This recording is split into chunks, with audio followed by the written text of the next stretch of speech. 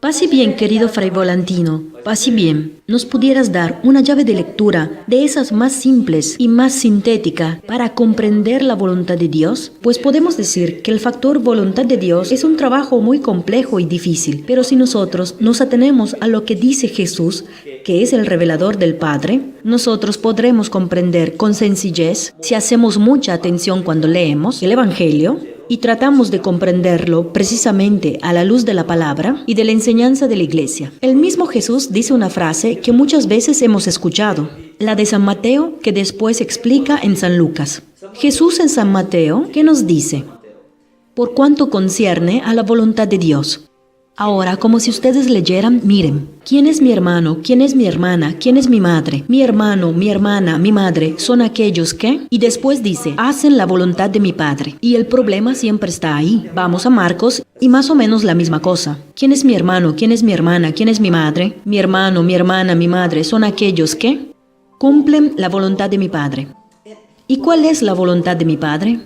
En Lucas, propio el mismo Jesús nos explica cómo comprender la voluntad de Dios. En Lucas dice así, ¿quién es mi hermano? ¿Quién es mi hermana? ¿Quién es mi madre? Mi hermano, mi hermana, mi madre son aquellos que... Ahora ya no dice, ni los que hacen la voluntad de Dios, ni los que cumplen la voluntad de mi Padre, sino que dice, son aquellos que escuchan la palabra de Dios y la ponen en práctica. Por lo tanto, hacer la voluntad de Dios, cumplir la voluntad del Padre, es leer, escuchar la palabra de Dios y ponerla en práctica.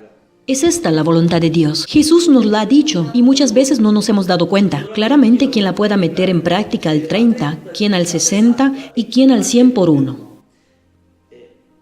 También, por ejemplo, San Pablo nos dice que cada quien da según el don de Cristo. Cada quien, es decir, da según a cuanto ha decidido en el propio corazón.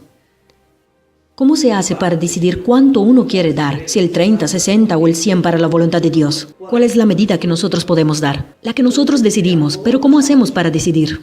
No nos podemos equivocar. El fuego en el pecho de los discípulos de Emaús. ¿No nos ardía el fuego en el pecho cuando Él nos explicaba las Escrituras?